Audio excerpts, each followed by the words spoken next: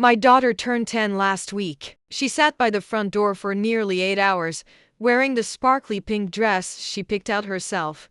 Her hair done up in the way her father used to like, holding the gift she made for him out of construction paper and glitter glue. She waited and waited. Every time a car passed the house, she stood up straight, hopeful. Her little face would light up for a few seconds, then drop when the car didn't stop. He promised. He told her, "This year, baby girl, I'll be there this time p.m. sharp." By 9:3, I couldn't take it anymore. The cake was melting. The candles had been lit and blown out twice, once by accident, once by wind. I walked over to her and said, "Come on, Mira, let's blow out the candles together. Just you and me." She looked up at me, and for the first time all day, her voice cracked. "Okay." We walked to the table. I lit the candles again. We held hands. She closed her eyes. Just as we leaned in, the doorbell rang. Mira froze. I felt it too, that impossible flicker of hope. She ran to the door. I followed right behind her, but when she opened it, it wasn't him. It was a stranger, a man I had never seen before, standing on our porch in a navy jacket, holding a wrapped gift and a letter. "Are you Janelle Ruiz?" he asked quietly. "I was asked to bring this today, for your daughter." I took the envelope from his hand. My fingers trembled before I even opened it, and when I read what was inside, I had to sit down. My legs couldn't hold me anymore, because the words in that letter changed everything I thought I knew about Mira's father, about the kind of man he really was, and what he left behind. I had been up since 5 that morning, not because I had to be, but because I couldn't sleep.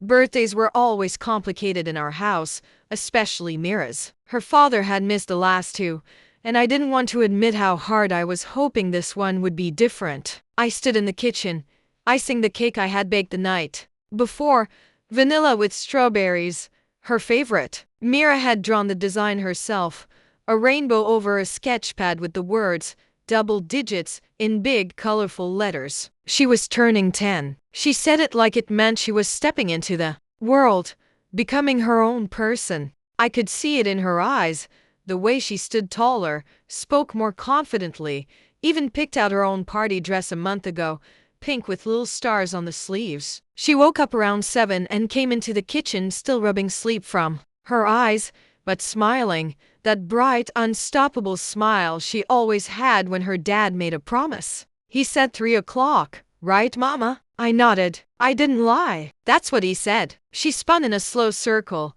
her voice rising as she daydreamed aloud. "Do you think he'll bring it?" The sketchbook from the art shop in New York. She had mentioned it to him once on a phone call 3 months ago. He had said he'd try. "I'm sure he'll bring something special," I said, stirring the batter for cupcakes she'd take to school the next day. I kept my voice light, but my stomach was tight. Mira didn't eat much breakfast. She was too excited. By 9, she was already dressed and had moved her little chair to the front window. She sat there cross-legged, sketching in her old notebook, stopping only to look up every time a car passed. I watched from the hallway, pretending to be busy with decorations.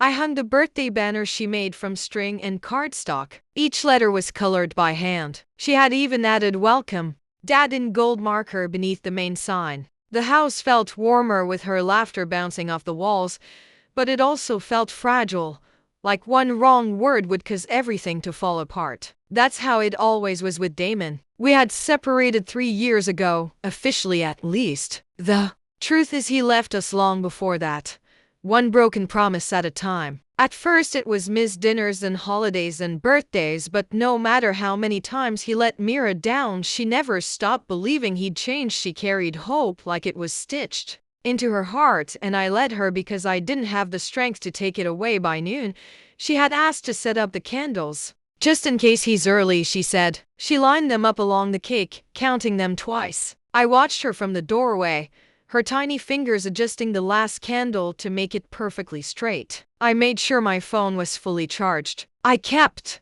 checking it for messages. Nothing.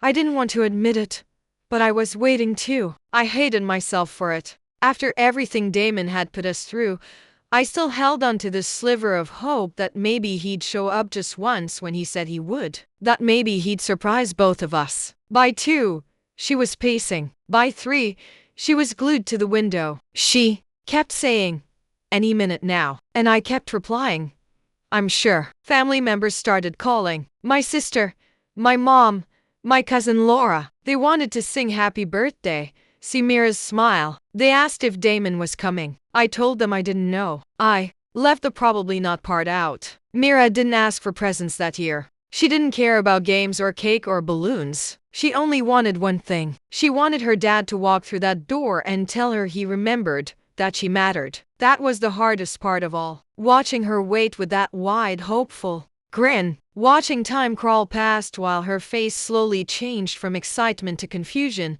then to quiet disappointment. Still, she didn't complain. She didn't cry. She just kept sitting there, looking out the window, the sketchpad on her lap, the banner fluttering behind her every time the door opened and closed. And I stood behind her, powerless to fix what she didn't yet understand. By 4.15, I had lost count of how many times Mira stood up and sat back down. The sound of passing cars had turned into background noise, but she kept checking anyway. Her eyes followed each one with that same small flicker of belief. It hurt to watch. I stayed in the kitchen longer than I needed to, pretending to wipe the counters, listening closely for the sound of a car door or footsteps on the porch. Nothing came. I checked my phone again. Still, no text, no missed call, not even a lousy voicemail. I stared at his name in my contacts for a long time, thumb hovering over the call button, before I shut the screen off. If he was coming,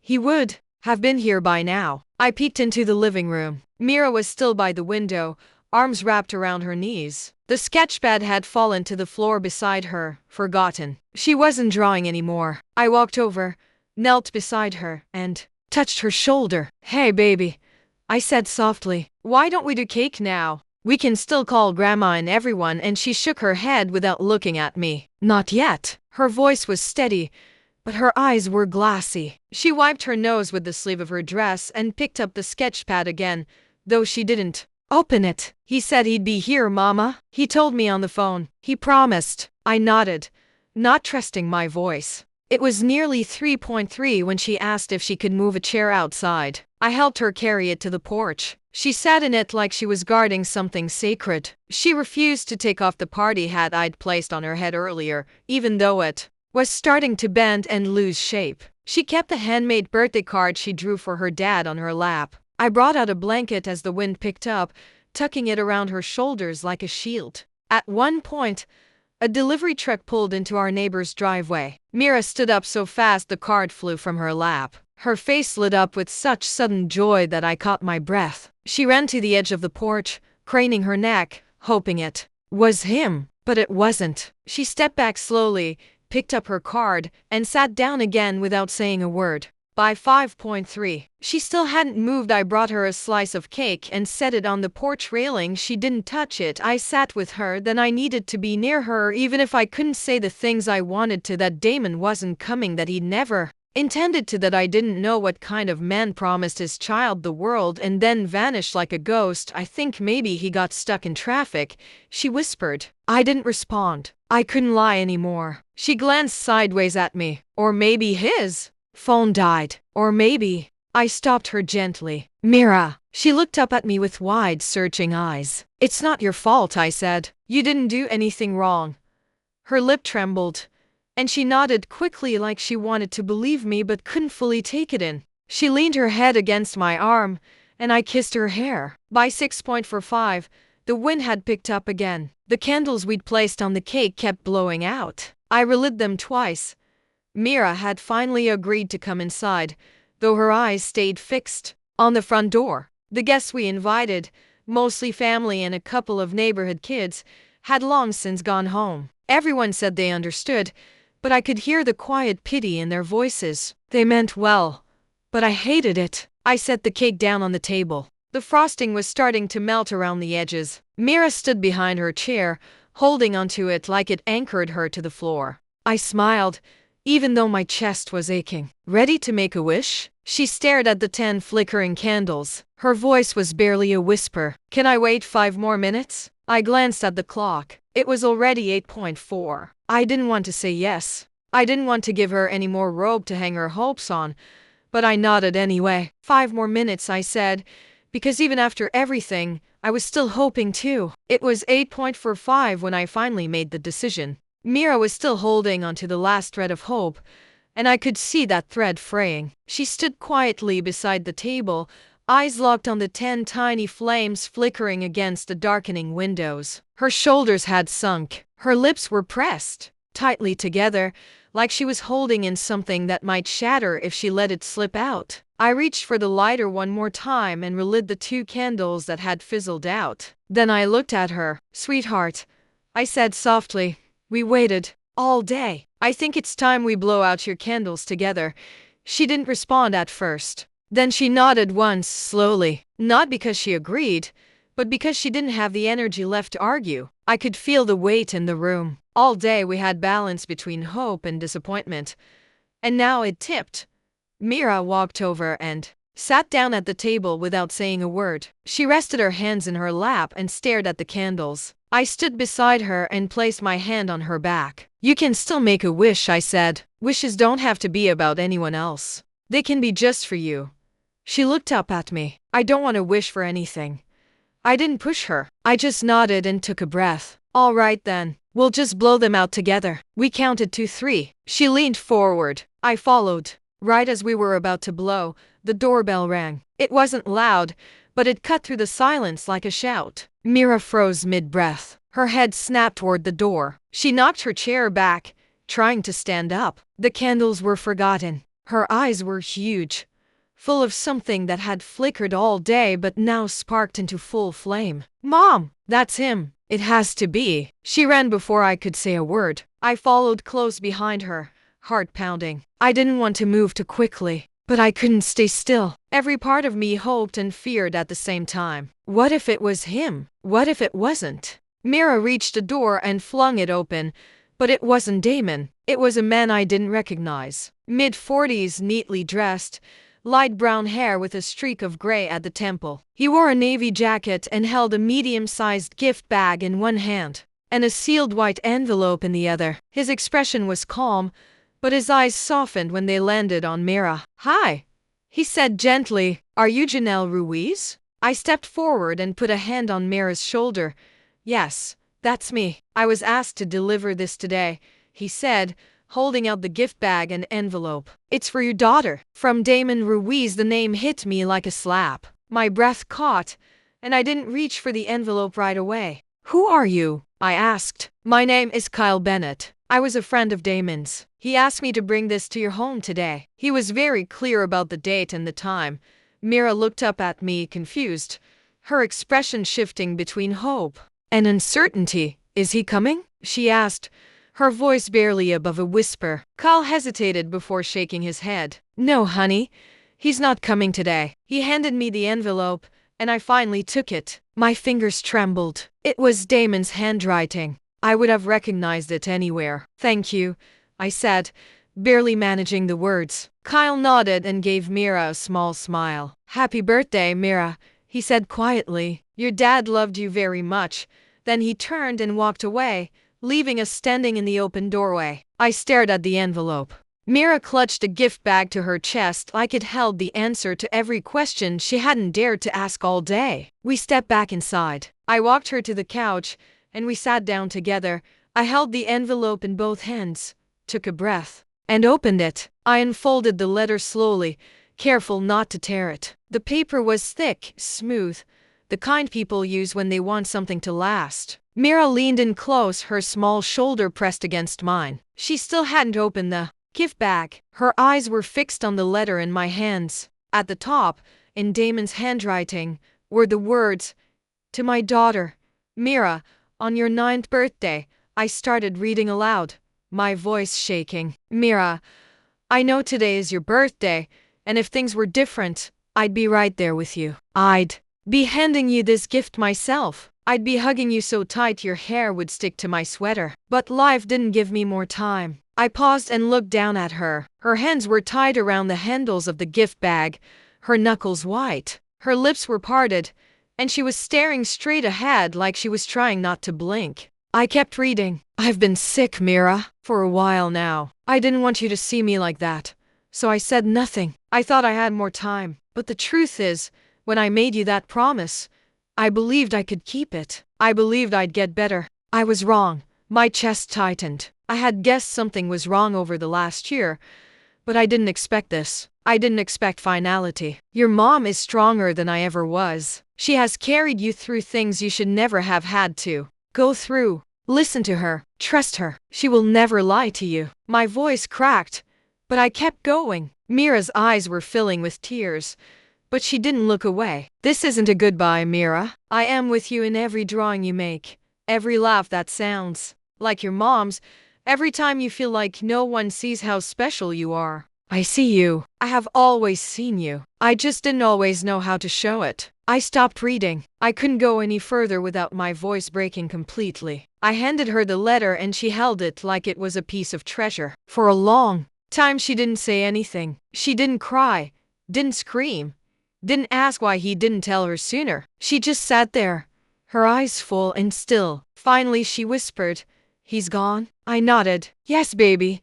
He's gone." She opened the gift bag slowly. Inside was a hardbound sketchbook, the exact one she had asked for. Her name was embossed on the front in silver, Mira Ruiz. Tucked inside the front cover were 3 pages of drawings, each one done in Damon's familiar style. They weren't polished or perfect, but they were full of life. One showed the two of them holding hands with her birthday crown on her head. Another showed her sitting on a swing, looking up at the sky. The last was a self-portrait of Damon, smiling, holding a sign that read, "I'm proud of you." Mira touched the paper like she was afraid it might disappear. Her lower lip trembled, but she didn't look away. She ran her fingers over the lines of his sketch, then closed the book gently and held it against her chest. "I thought he forgot me," she said. I wrapped my arms around her.